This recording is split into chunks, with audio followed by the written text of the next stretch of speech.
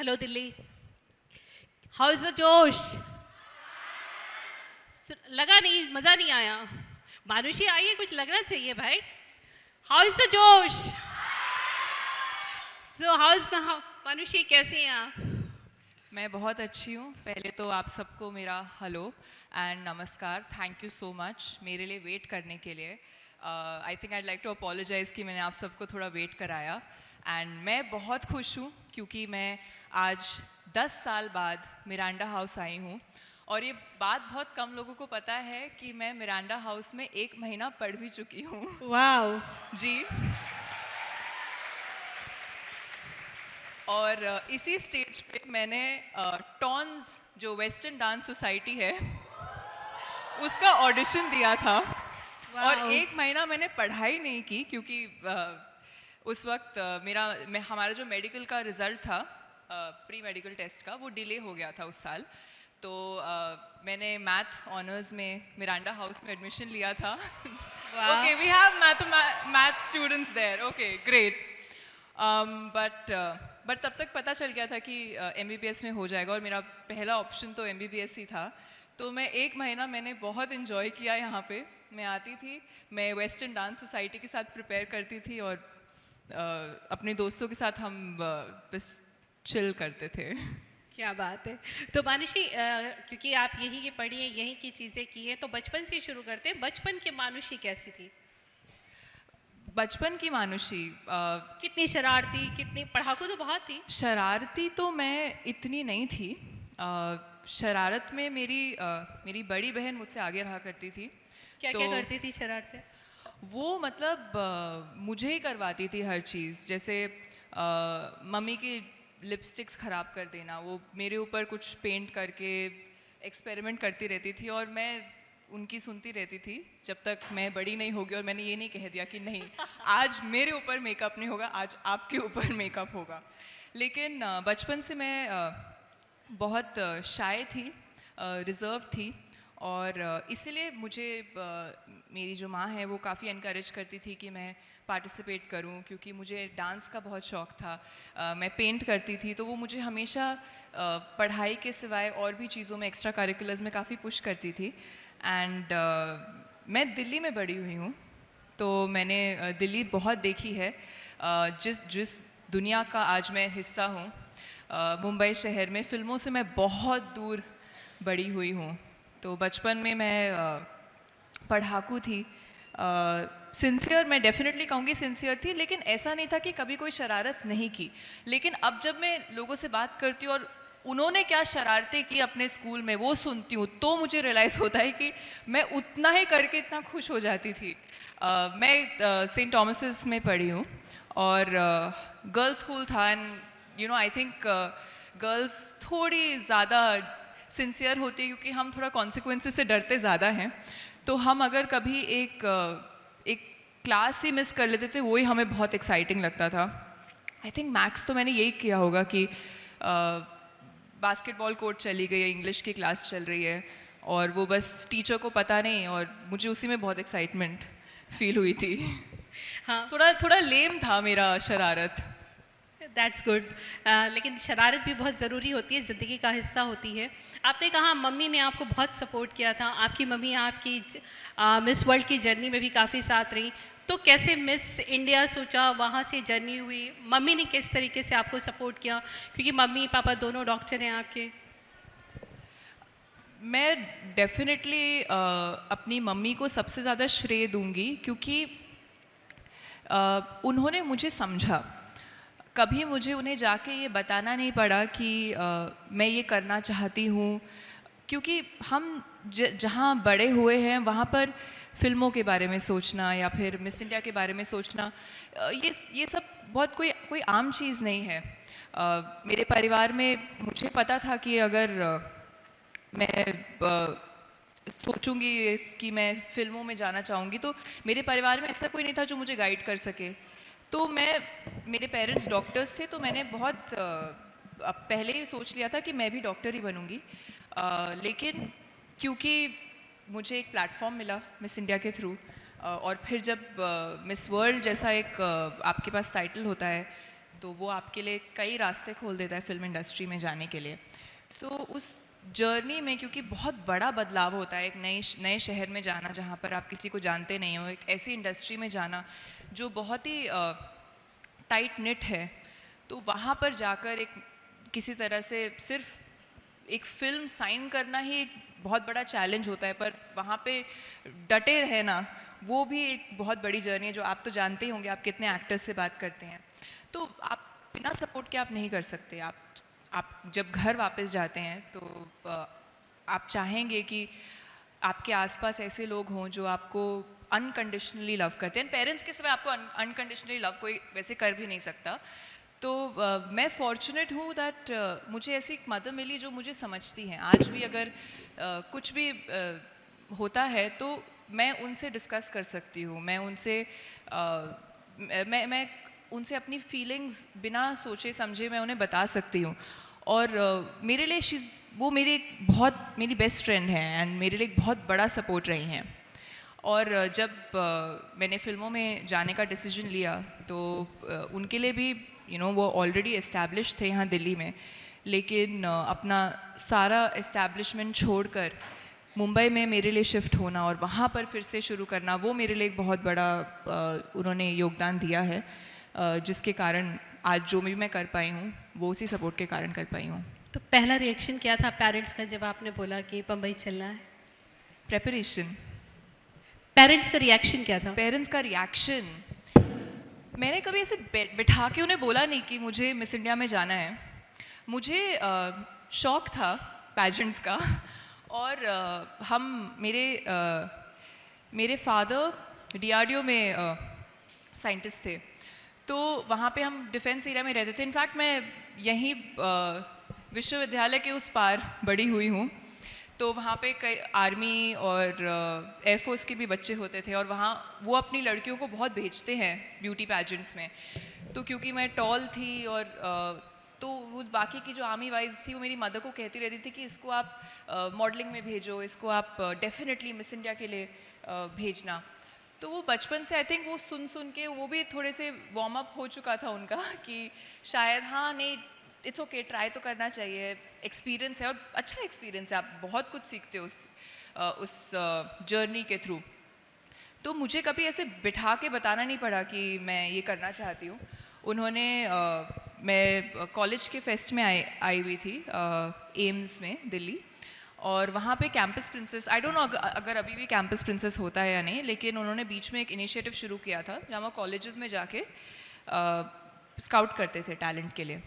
तो वहाँ पर मुझे देखा और उन्होंने एक छोटा सा कंपटीशन किया, और वहाँ से उन्होंने मुझे कहा कि आप आइए, आप ऑडिशन दीजिए, और फिर मेरी जर्नी शुरू हुई। और मुझे जेन्युइनली वो इतना सब कुछ इतना जल्दी हो गया, मुझे कभी सोचने का मौका ही नहीं मिला जब कि अब जोनल्स हैं, फिर मिस इंडिया है, और फिर दो महीने बाद मिस वर्ल्ड, और फिर मिस वर्ल्ड के बाद एकदम से इतना काम बढ़ गया था, तो मुझे कभी बैठ के बात करने का मौका नहीं मिला। आई थिंक कई महीने हो चुके थे मिस वर्ल्ड के, तब एक बार मैं घर आई हुई थी और मैं अपने कमरे में कुछ काम कर रही थी, और मेरी मदर आई और मैंने उनको बोला, मैंने कहा आपको रियलाइज़ होता है हम बचपन में मैं आपको बताती थी, देखो प्रियंका चोपड़ा का इंटरव्यू देखो, अरे फिलीपींस से एक लड़की मिस वर्ल्ड बनी है, ये देखो, तो हम साथ में देखते थे, डिस्कस बहुत करते थे, तो उनको पता था शौक है उसे। मैंने कहा आपको रियलाइज़ हुआ है कि हमारी लाइफ में हो गया जो हम सोच रहे थे?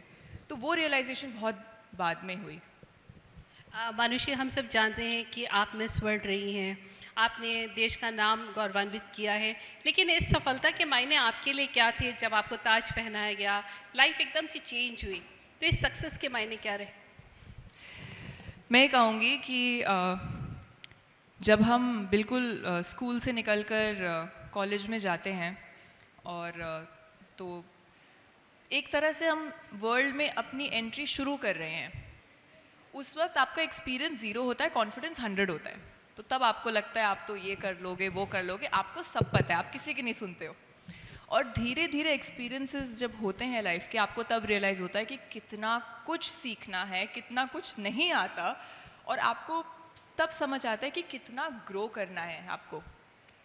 मेरे साथ शायद वो जर्नी हो रही है। तो जब मैंने शुरू किया था, मैं 20 साल की थी जब मैं मिस वर्ल्ड जीती, और उस वक्त मेरे लिए सक्सेस का मीनिंग बहुत डिफरेंट था। उस वक्त मेरे लिए सक्सेस एक तरह से एक बड़ा लीनियर कंपटीशन रहता था, क्योंकि स्कूल में हमें सिखाया जाता है कि आप एग्ज़ाम्स में आपके इतने मार्क्स आने चाहिए, जो टॉपर होता है उसको सेलिब्रेट किया जाता है, और मैं बचपन से टॉपर थी, तो मुझे हमेशा अच्छा लगता था कि मेरे मार्क्स सबसे अच्छे आएँ। फिर कॉलेज, अच्छा ठीक है तुम्हारी क्या रैंक आई है, तुम्हारी, तो वो एक तरह से बड़ा लीनियर एक कंपेटिटिव वर्ल्ड में हम मैं बड़ी हुई हूँ।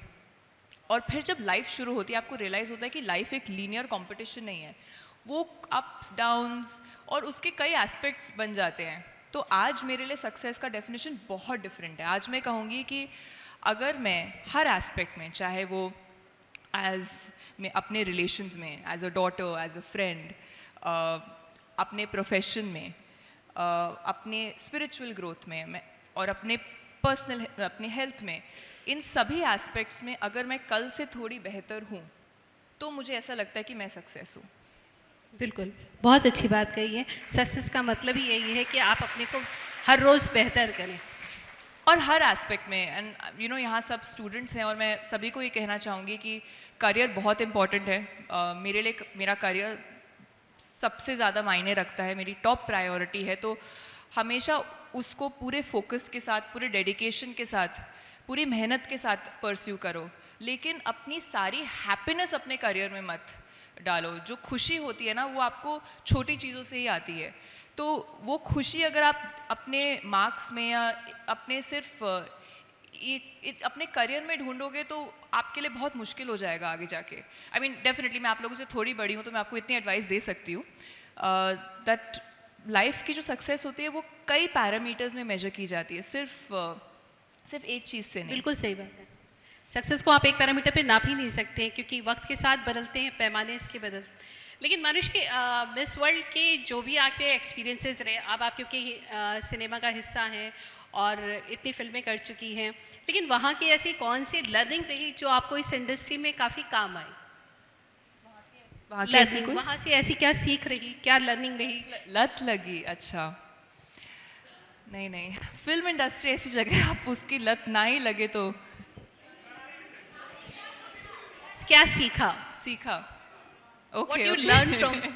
लर्न फिल्म इंडस्ट्री से क्या सीखा? Not film, from the your journey from this world. Okay, patience सीखा मैंने बहुत, कि जो लाइफ की जर्नी होती है वो आप सबको आपका स्टार्टिंग पॉइंट और आपका एंड पॉइंट दिखता है, लेकिन उसकी बीच की जो जर्नी है वो आपको खुद तय करनी है। वो सिर्फ आप ही को पता है कि आपके साथ क्या हो रहा है, आपकी क्या प्रायोरिटीज़ है, आपने क्या सैक्रिफाइस किया, क्या नहीं किया। तो आई थिंक एक तो पेशेंस सीखा मैंने, और दूसरा not to seek external validation. अपनी खुशी के लिए करो, किसी और को कुछ प्रूव करने की तुम्हें कोई ज़रूरत नहीं है। बिल्कुल। सो आई थिंक दैट इज़ वो मैंने शायद फिल्मों से सीखा, क्योंकि हम इतना एक पब्लिक लाइफ जीते हैं और हम जो करते हैं, पहनते हैं, काम करते हैं, नहीं करते, हर चीज़ पे हमें जज किया जाता है। एक टाइम के बाद आपको, पहले मुझे बहुत फ़र्क पड़ता था चीज़ों का, हर छोटी चीज़ बहुत बड़ी लगती थी।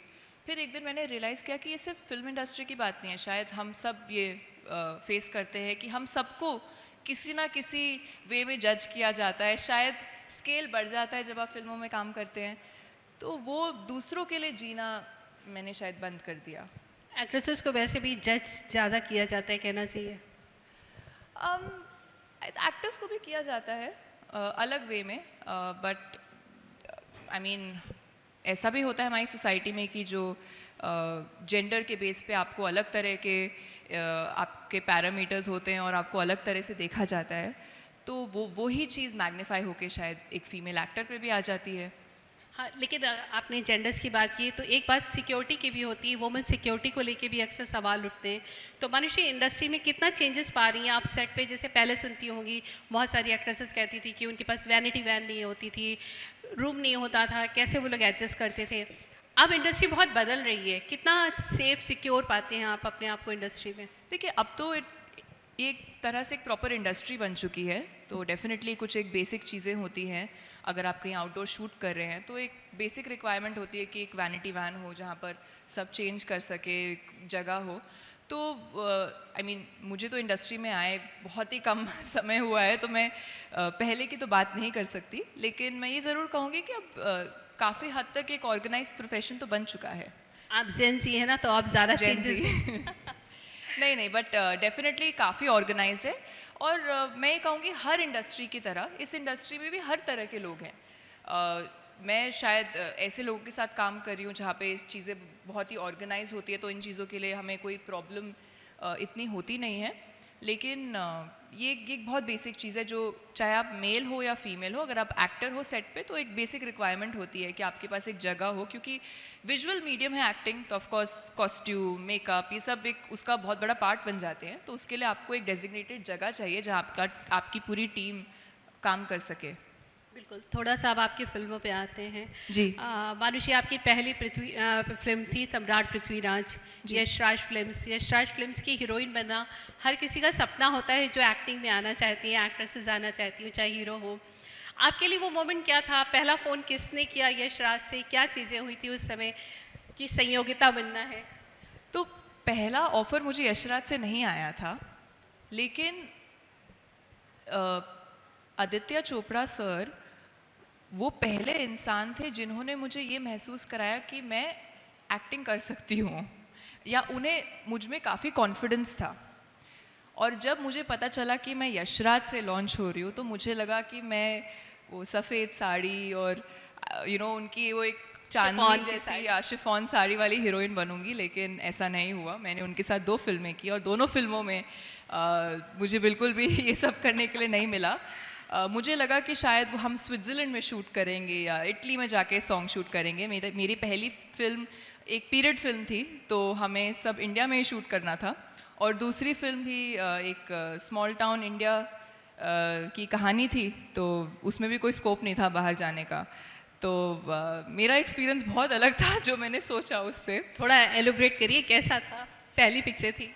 सी आपकी जो पहली फिल्म होती है, जो वो पहली टीम होती है जिसने आप में बिलीव किया, वो सबसे स्पेशल होती है। मुझे आज भी सबसे ज़्यादा लगाव अपनी पहली पिक्चर से है, चाहे वो मेरे को एक्टर्स हों, चाहे मेरे प्रोडक्शन की टीम हो, हमारे प्रोड्यूसर हो या फिर डायरेक्टर हो।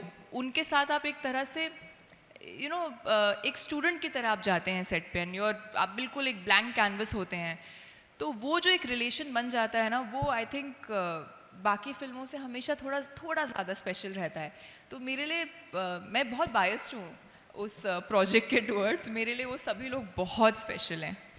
मानुषी, आपने आदित्य की बात की है। आदित्य, हम सब जानते हैं कि वो पब्लिकली बात नहीं करते, बहुत कम बोलते हैं। आपकी उनकी मीटिंग कैसी थी? बहुत कम ये बहुत बड़ा मिसकंसेप्शन है कि वो बहुत कम बोलते हैं। उन्हें बातें करना बहुत पसंद है। क्या बात है। लेकिन वो शायद इतना लाइमलाइट में रहना पसंद नहीं करते। तो आपका कैसा एक्सपीरियंस था? कैसे, मतलब क्या ब्रीफिंग थी जो आपको इंडस्ट्री में, क्योंकि इस्टेब्लिश करने में आदित्य बहुत एक्सपीरियंसड हैं, आपको क्या चीज़ें गाइड की जो आप लगातार इतनी अच्छी अच्छी फिल्में कर रही हैं? मुझे ये याद है, मैं उनसे पहली बार जब मिली तो मैंने नया नया मिस वर्ल्ड जीता था, तो मैं अपने मन में अब सबसे बड़ी स्टार थी। और मुझे मेरी टीम ने बताया नहीं, मिस इंडिया की टीम ने, कि कहाँ क्या मीटिंग है। उन्होंने बस कहा एक इम्पॉर्टेंट मीटिंग है और वहाँ चलना है। तो हम पहुँचे और हम यशराज स्टूडियोज़ पहुँचे। तो मैंने कहा, ओ यशराज के साथ मीटिंग है। अब मैंने फिल्मों को इतना फॉलो नहीं किया अपनी लाइफ में। फिल्में देखी हैं, लेकिन फिल्म इंडस्ट्री की जो न्यूज़ होती है वो मैंने बचपन से इतनी फॉलो नहीं की। हमारे घर में इतना इनकरेज नहीं किया जाता था। तो मुझे जेन्युइनली नहीं पता था कि आदित्य चोपड़ा दिखते कैसे हैं। ऊपर से वो इतना मीडिया में आते भी नहीं हैं। तो मैं कहीं ना कहीं उनको मैंने कहीं ना कहीं उनकी और उनके फादर की फिल्म्स को मिक्सअप करके, it's a very rookie mistake to make and very embarrassing to say at this point. तो मैं उनके ऑफिस में गई और मैं देख रही हूँ कि उनके सारे film fears and Veer Zaara के लिए, DDLJ और ऑल दीज आइकॉनिक फिल्म्स। तो मैं उनको देख रही थी और वो जैसे ही अंदर आए तो first thing I was like, oh you are not as old as I thought you would be. He said, yeah, I'm not that old. Manushi, what did you think? तो आई रिमेंबर उसी moment से एक sudden एक तरह की एक bond बन गया था, एक तरह की फ्रेंडशिप, वो एक आइस ब्रेक हो गया था. तो 10 मिनट की वो मीटिंग थी. आई थिंक हम 1 घंटा तक बात करते रहे. उन्होंने मुझसे मेरी लाइफ के बारे में पूछा. उन्होंने पूछा अच्छा ठीक है क्या फिल्में देखी है, कौन सी फेवरेट फिल्म है, कौन फेवरेट एक्टर्स हैं. एंड आई थिंक मैंने उन्हें ये बोला कि देखो मैंने कभी एक्टिंग की नहीं है, मैं बहुत रॉ हूँ, मुझे अभी सीखना है, इसके लिए मैंने कुछ प्रेपरेशन नहीं की है. लेकिन उन्होंने कहा कि अगर देखो मेहनत करोगे तो शायद, उन्होंने मुझे ये कहा तुम्हारे लिए मुश्किल होगा क्योंकि तुम्हें मेहनत करने की ज़रूरत पड़ेगी. आज के दिन आपके लिए बहुत इम्पॉर्टेंट है कि आप अच्छे एक्टर हों. आज की मार्केट बहुत अलग है. तो उन्होंने मुझे ये बात बहुत क्लियरली कह दी थी कि वो ज़माना अब नहीं रहा कि अगर आप सिर्फ सुंदर हो या आप सिर्फ मिस वर्ल्ड हो तो आपको काम मिलेगा. आपको एक तो प्रोफेशनलिज्म के साथ अपने आप को कंडक्ट करना होगा और आपको आपके बेसिक जो आपका काम है उसमें अच्छा होना होगा. तो मैंने उन्हें कहा मैं मेहनत करने को रेडी हूँ लेकिन मुझे डायरेक्शन चाहिए. एंड वो डायरेक्शन के लिए उस वक्त वो मेरे मेंटोर थे. क्या बात है. तो कितने लोगों ने यहाँ पे सम्राट पृथ्वीराज देखी है? ये मैं नहीं मानती क्योंकि बहुत अलग नंबर्स होते अगर आप लोगों ने देखी होती. नहीं देखिए, काफ़ी लोगों ने हाथ उठाए हैं.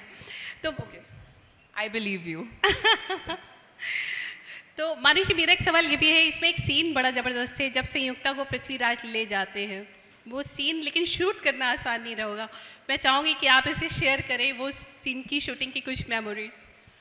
वो पता नहीं क्यों मुझे रियलाइज़ नहीं हुआ कि शूटिंग में इतना कुछ टेक्निकल होता है. तो वहाँ घोड़े थे और उन्होंने वो पुली लेके आए हुए थे क्योंकि इतना हैवी सब वो कपड़े और ज्वेलरी और सब कुछ स्वयंवर का पूरा अटायर था. तो वो पुली से मुझे उठाकर घोड़े पे बैठाना था.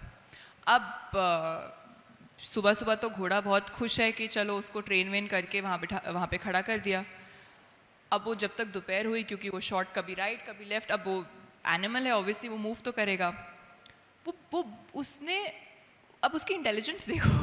थोड़े टाइम बाद उसको पता चल गया ये लड़की इस मोमेंट पे जैसे वो ये बोलता है ना 1 2 3 तब आके मेरे पे बैठती है.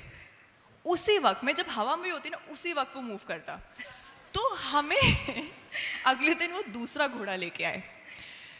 वो समझ गया. फिर दूसरा घोड़ा लेके आए तो वो थोड़ा सा बेटर था. लेकिन फाइनली हमें वो शायद एक डमी हॉर्स पे भी हमें एक लिफ्ट लेना पड़ा. बट आई हैव टू से दिस, 4 दिन लगे उस एक शॉट में. एक बार तो मैं और अक्षय सर गिर भी गए थे घोड़े से. और to make it more embarrassing हम एक स्टेशनरी घोड़े से गिरे थे. चलते हुए घोड़े से नहीं गिरे हम. तो जब वो हुआ और उसके बाद हमारे डायरेक्टर ने कहा नहीं कौन गिरा, कोई बात नहीं, मानुषी तो नहीं गिरी ना. तो एक्चुअली मैं बेटर नरेट करती हूँ आप लोग को स्टोरी ये. हमारा जो घोड़ा था उन्होंने कहा कि हम 12वीं सदी के सैडल्स लगाएंगे. और वो ऑब्वियसली थोड़े से डिफरेंट थे और हम इतनी सारी कॉस्ट्यूम सब कुछ. तो जब वो मुझे बिठा लेते हैं, वो गैलप का सीन था कि वो घोड़ा मुड़ता है और निकलता है और बिल्कुल पतली पतली गलियाँ बना रखी थी. अब मुझे कहा गया कि अक्षय सर कर रहे हैं तो तुम करो, बॉडी डबल को नहीं करते, देखो इतने सीनियर एक्टर कर रहे हैं. उनको बोला देखो मानुषी पहली फिल्म में बैठ रही है घोड़े पे तो आप बॉडी डबल को कैसे करा सकते हो. और हम दोनों ने कहा ठीक है. मैंने कहा इतना बुरा लगेगा, इतने सीनियर एक्टर बैठे हैं घोड़े पे. तो मैंने कहा चलो ठीक है मैं खुद करती हूँ. मैं बैठी. अब मैंने हॉर्स राइडिंग तो आती है लेकिन मैं कभी किसी के पीछे नहीं बैठी हूँ. मैंने कहा वो गिरे तो मैं भी गिरूँ. अब व्हाट डू यू डू. तो मैंने कहा ओके फाइन. हम बैठे घोड़े पे, गैलप हुआ. गैलप होके घोड़ा एकदम से थोड़ा सा डर गया आगे, वो रुक गया. वो रुकते रुकते हमारे कॉस्ट्यूम्स इतने हैवी थे, आई थिंक वो वेट से सैडल टेढ़ा होता गया. एंड मैंने कहा अरे अब तो कोई तो किसी के पे गिरेगा. मैंने कहा मैं इतना लहंगा सब कुछ सर पे इधर उधर. आई सेड कि द ओनली वे, अब मोस्टली जो हॉर्स राइडिंग में जो आप गिरते हो तो आपका एंकल अगर स्टिरअप में हो तो इट कैन मुड़ सकता है. तो मैंने कहा पहले तो मैं वो निकालती हूँ, और मैंने कहा मैं थोड़ा सा धीरे से डिसमाउंट करने की कोशिश करती हूँ। तो उस कोशिश में मैं थोड़ा सा मैं गिरी, और जब मैं गिरी मुझे लगा अक्षय सर मुझ पे गिर जाएंगे। मैंने कहा ओ माय गॉड, आज तो आज तो पूरी इंजरी होके जाएगी। लकीली जब तक वो गिरने वाले थे उनको आके, फिर तब तक लोग आगे थे, सबने पकड़ लिया। तो इतना ही हुआ, कुछ मेजर फॉल नहीं हुआ। लेकिन जब ये हो गया उसके बाद आपको डर लग जाता है कि बाय चांस कुछ मेजर फॉल हो जाए। तो मुझे माइक पे सुनाई देता है कि गिर गया, कोई गिर, कौन गिर, अच्छा मानुषी तो नहीं गिरी ना। तो तब तक मैं उठी, मैंने झाड़ा और मैं जाके टेंट में गई जहाँ डायरेक्टर बैठे थे, और मैंने कहा सर मैं ही गिरी हूँ, मैं नहीं बैठने वाली इस घोड़े पे आप। तो वो एक बड़ा कुछ इंसिडेंट था जो ठीक है, लकीली किसी को टचवुड ज़्यादा चोट नहीं लगी। लेकिन वो शूट करते वक्त भी हमें, आई थिंक आप मूवी में तो वो आके निकल जाता है कुछ सेकंड्स में, बट वो 4 दिन हमने कैसे सहा है वो हम ही जानते हैं, पूरी यूनिट। क्योंकि इसमें सभी कोशिश कर रहे हैं, लेकिन ये टाइमिंग सही आना, फोकस सही आना, वो एक फिल्म एक बहुत ही टेक्निकल मीडियम है। वो मुझे वहाँ समझ आया कि बहुत पेशेंस चाहिए, कुछ सेकंड शूट करने के लिए आपको घंटों शूट करना पड़ेगा। बिल्कुल, वो सीन ज़बरदस्त था, लेकिन वो आसान दिख भी रहा था, आसान नहीं है। लेकिन फिर हमने आपको बड़े मियाँ छोटे मियाँ और तेहरान में भी एक तरीके से एक्शन उसका आपका पार्ट रहा, तो कहीं ये ना क्वेश्चन मैंने आदि सर से पूछा था जब मुझे बड़े मियाँ छोटे मियाँ के बाद मुझे 2 और एक्शन फिल्में ऑफर हुई थी, और मैंने उन्हें ये कहा, मैंने कहा सब मुझे लव स्टोरीज करनी है। मैंने यशराज साइन किया ये सोच के कि मैं रोमांस करूँगी, मैं स्लो मोशन में मेरी साड़ी उड़ेगी, मैं डांस करूँगी, मुझे डांस इतना अच्छा लगता है, लोग मुझे एक्शन क्यों करवा रहे हैं। मैंने उन्हें बोला भी था, मैंने कहा मेरे पास ये एक्शन क्यों आ रहा है इतना। लेकिन मैंने एक्शन सीखा, एंड वो भी एक तरह से कोरियोग्राफी होती है कि आप सही टाइमिंग पे किक मारना, सही जगह पर सही टाइम पे हटना ताकि आपको लग ना जाए। तो वो भी एक पीछे काउंट चल रहा होता है, and it's like a choreography. मैंने बहुत इन्जॉय किया, लाइक बड़े में या छोटे में तो मैंने एक्शन बहुत ज़्यादा इन्जॉय किया। एक्शन 3 एक्टर्स एंड गन्स, मैंने गन्स चलानी सीखी। वाह क्या बात है। तो 3 एक्शन डायरेक्टर तो एक्शन एक्टर तो आपको मिले ही, अक्षय, टाइगर एंड जॉन। क्या चीज़ें थी तीनों एक्शन में महारथी, आपके लिए क्या चीज़ें उनके लिए नई थी देखने पे सेट में जो आपने जानी? आई डोंट थिंक एक्शन में उनके लिए कुछ नया था देखने के लिए। मेरे लिए जब बड़े मियाँ छोटे मियाँ के लिए हमने 2-2.5 महीने ट्रेनिंग की थी MMA में। तो पहले हफ्ते तो मुझे लगा था पता नहीं कैसे होगा। मैं बहुत डर गई थी कि कैसी फाइट है, मैं कैसे करूँगी। और उस वक्त मैं साइन करने के बाद मैं अक्षय सर और टाइगर से मिली नहीं थी तब। तो ये टाइगर के जिम में हमारी ट्रेनिंग चल रही थी। तो एक दिन सुबह में आई और मैं देखती हूँ कि वहाँ MMA का सेटअप है पूरा, और एक शर्टलेस गाय, पूरा मसल, एवरी डेफिनेशन, एवरीथिंग। कुछ 9 लोग हैं और कुछ प्रैक्टिस चल रही है, समरसॉल्ट्स, ये सब, कोई फ्लाइंग केक और वो सब कुछ, कोई कोरियोग्राफी। और मैंने देखा, मैंने कहा ओ माय गॉड, वो टाइगर था। आई वाज लाइक ये करना पड़ेगा मुझे। I got very scared. तो वो जैसे ही आया, मेरा कॉन्फिडेंस ऐसा था क्योंकि मैं एक हफ्ता थोड़ा कर लिया था, मेरा कॉन्फिडेंस बिल्कुल कम हो गया। वो फिर टाइगर आया, ऐसा oh hi how is it going, क्या चल रहा है। मैंने कहा टाइगर तुमने ये जानबूझ के किया to intimidate me, what am I gonna do on set. But he was like no हो जाएगा। एंड जेन्युइनली आई थिंक उन्हें ऑब्जर्व करके इतना समझ आता है कि जो एक्शन फिल्में आप बैक टू बैक करते हैं उसके लिए आप सिर्फ जब फिल्म कर रहे हैं तभी नहीं, आपको जब आप फिल्म नहीं भी कर रहे हैं तब भी आपको बहुत डिसिप्लिन मेंटेन करना होता है, क्योंकि उसमें आपको एजिलिटी चाहिए, फ्लेक्सिबिलिटी चाहिए ताकि कोई इंजरी ना हो। अच्छा, आप फोकस बहुत इंपॉर्टेंट है कि गलती से कहीं किसी को कुछ इंजरी ना हो जाए, गलत जगह कुछ ना लग जाए। स्ट्रेंथ ऑफ कोर्स चाहिए, ऊपर से डेफिनेशन, मसल डेफिनेशन। मुझे याद है उस वक्त मैं एक और फिल्म करी थी जिसके लिए मुझे कहा गया था कि आप वेट गेन करो, और मैं फिर इस सेट पे आती थी तो अली सर कहते थे अरे ये क्या गेन कर लिया, इसको लूज़ करो, लूज़ दिस, लगना चाहिए कि बहुत कार्डियो करती है। तो मेरा वही फ्लक्चुएशन चलता रहता था to and fro. But discipline I think मैंने सीखा, बहुत इंपॉर्टेंट है। तीनों की एक कॉमन क्वालिटी है, चाहे वो जॉन हो, अक्षय सर हो या फिर टाइगर। उनका जो एक रूटीन है वो कई सालों से सेट है और मुझे नहीं लगता वो अपने रूटीन से कभी बोर भी होते हैं। बिल्कुल, हमने आपका देखा एक्शन, सबने आपका एक्शन भी बहुत पसंद किया गया। Thank you. तेहरान अभी आपकी रिलीज़ हुई है, हम उसके बारे में भी जानना चाहेंगे। आपके लिए कितना इंटरेस्टिंग था ये रोल, क्योंकि रियल घटना पे बेस्ड है, और आपका कैरेक्टर कितना रियल था, क्या चीज़ें थी?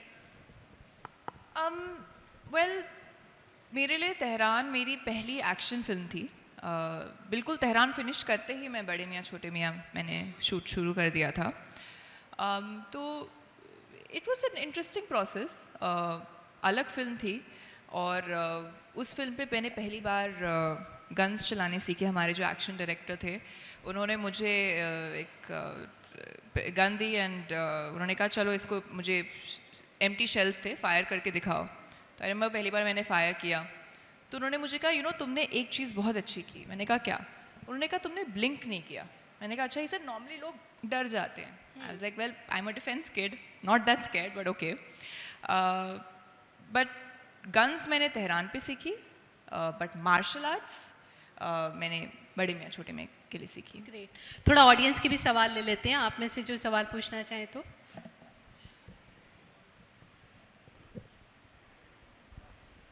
Hello ma'am.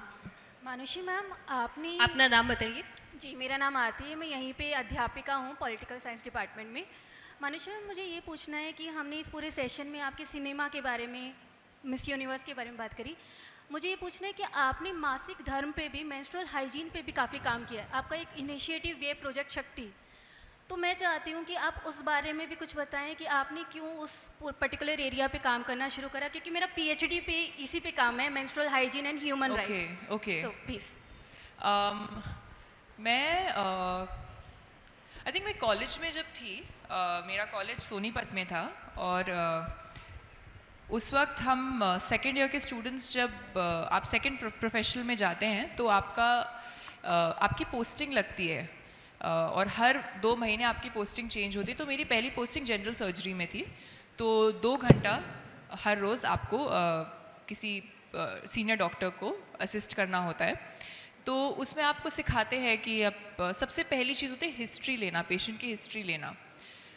तो मैं दिल्ली में बड़ी हुई हूँ और मैंने शायद इमीडिएट अपने अराउंड ये देखा नहीं है कि शायद चाहे वो मेंस्ट्रुअल प्रोडक्ट्स का एक्सेस हो या फिर मासिक धर्म को लेके जो बेसिक एक क्या कहते इन्फॉर्मेशन होती है, मुझे कभी नहीं लगता था कि इसकी शायद ज़रूरत इस लेवल पर होगी। जब मैं कॉलेज में गई और वहाँ जो मैंने देखा तो मुझे रियलाइज़ हुआ कि ये एक बहुत ही बेसिक प्रॉब्लम है जो एग्जिस्ट करती है और इसको एड्रेस करना बहुत ज़रूरी है।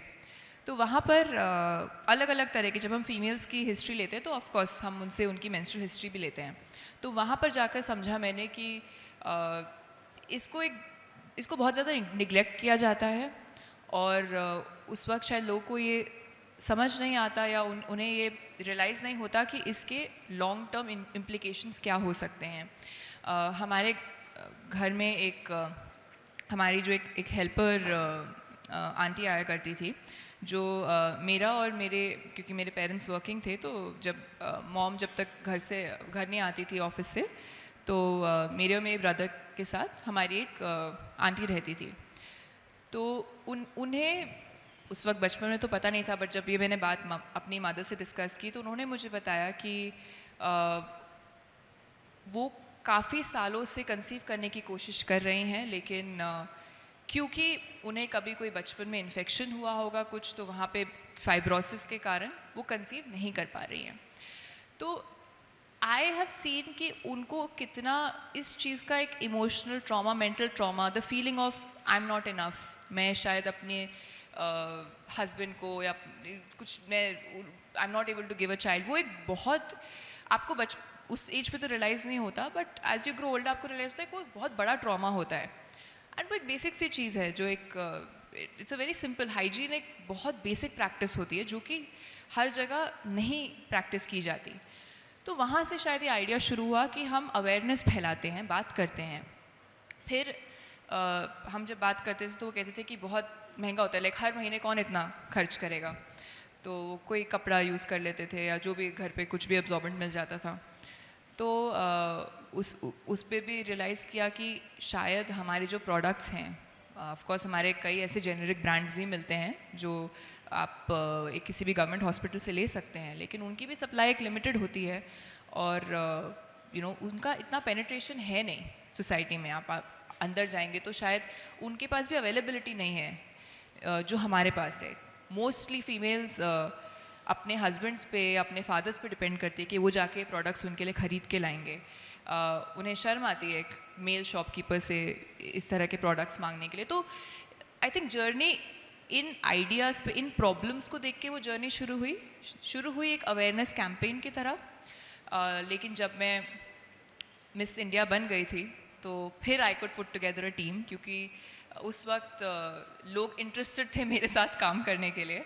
एंड मिस वर्ल्ड के बाद डेफिनेटली हम 12 स्टेट्स में गए इन इंडिया, जहाँ पर हमने ट्राइबल वुमेन को ट्रेन किया कि वो कैसे ये सेमी ऑटोमेटिक मशीन्स चलाकर वहीं पे लोकल फाइबर के साथ अपने सैनिटरी पैड्स बना पाएँ, और एक लो कॉस्ट भी रहेगा और एक तरह से जो इकोनॉमी है वो कम्युनिटी में ही रहेगी।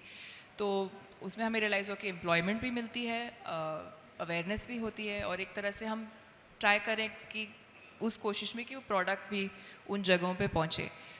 तो अब वो वही जारी है, मुझे बहुत मज़ा आता है। इनफैक्ट मेरा फेवरेट जो इसमें एक्टिविटी रहती है वो है बच्चियों से बात करना, क्योंकि उनके जिस तरह के क्वेश्चंस होते हैं और जिस तरह उनमें बहुत जिज्ञासा होती है, वो बहुत इम्प्रेशनेबल होते हैं। आप उनको उस एज पे जो समझा दो वो उसको बहुत अच्छे से समझ जाती हैं। उनमें अभी तक इतने ब्लॉकेजेस आए नहीं हैं।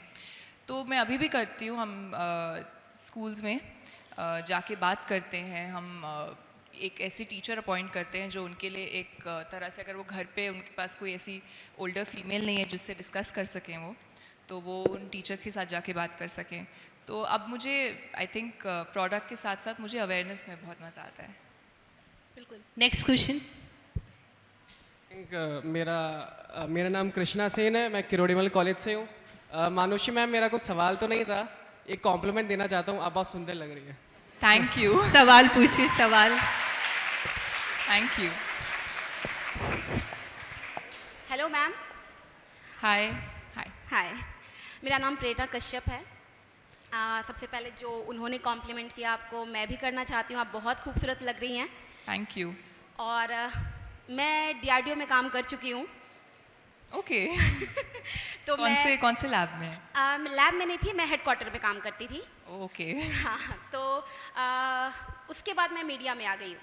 अब तो मेरा सवाल ये है आपसे कि अभी हाल ही में सैयारा काफ़ी हिट हुई है। उनके जो डायरेक्टर हैं मोही सूरी, उन्होंने कहा कि आजकल जो ब्यूटी का कॉन्सेप्ट हो गया है वो हो गया है कि वही बोटॉक्स करो, फेशियल करो, जो अब सारी हीरोइनें एक जैसी दिखती हैं, ठीक है। उसका प्रभाव हमारी जनरेशन पे ये हो रहा है कि जो 12 साल की बच्चियां हैं वो भी उसी को फॉलो कर रही हैं। तो इस पे आपका क्या कहना है, आप बताएं, ताकि जनरेशन में इतनी सारी चीज़ें जो वो अडेप्ट कर रहे हैं तो उससे उनकी हेल्थ अच्छी नहीं हो रही है। क्योंकि जो 12 साल का है वो भी लिपस्टिक बोटॉक्स कर रहा है, जो 35 साल की हैं वो भी कर रही हैं।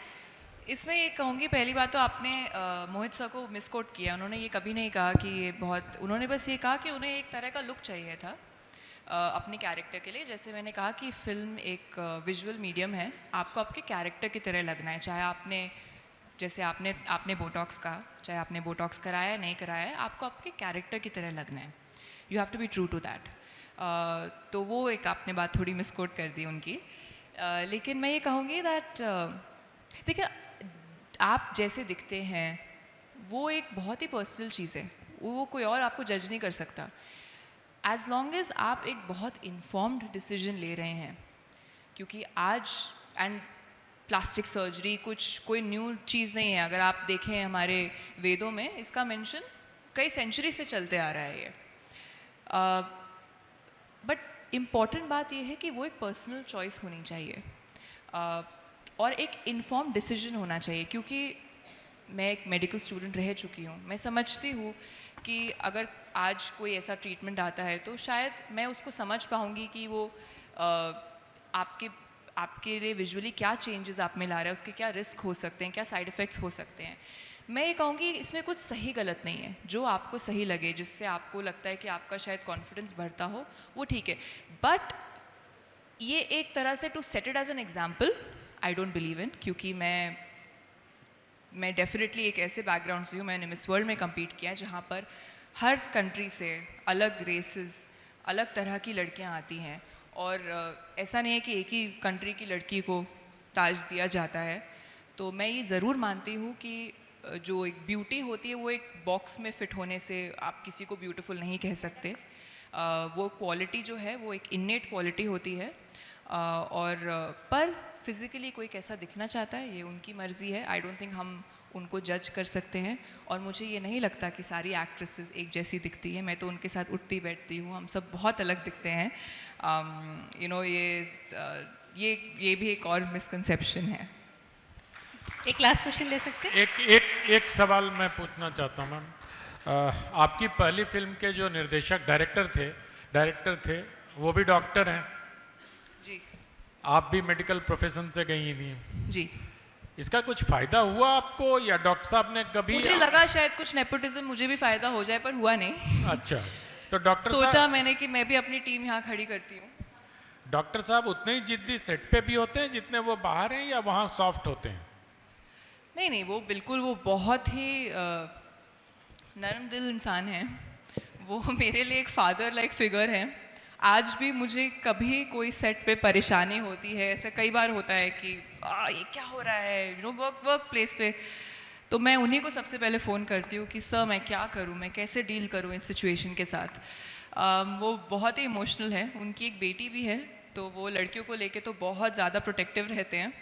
और मैं ऑलरेडी जब मैं उनसे पहली बार मिली नरेशन के लिए, तब उन्होंने मुझे बताया कि मैं भी डॉक्टर हूँ, और उन्होंने खैर अपनी पढ़ाई फिनिश की, और अब मैं फ़िल्मों में काम करता हूँ। तो हम एक दूसरे को डॉक्टर साहब, तो वो मुझे अभी भी डॉक्टर साहब ही बुलाते हैं, और उनके साथ एक रिलेशन ऐसा बन जाता है कि आप जब मेडिकल कॉलेज में जाते हैं तो आपको एक सीनियर जूनियर किस तरह से वो कम्युनिकेट करते हैं, एक तरह का डेकोरम रहता है।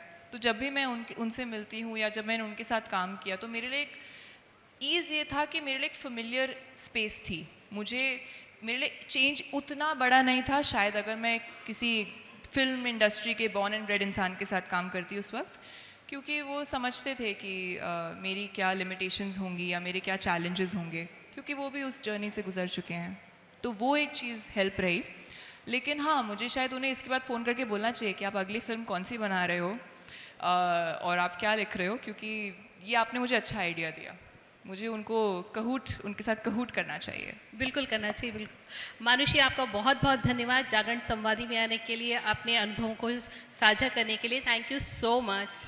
Thank you so much.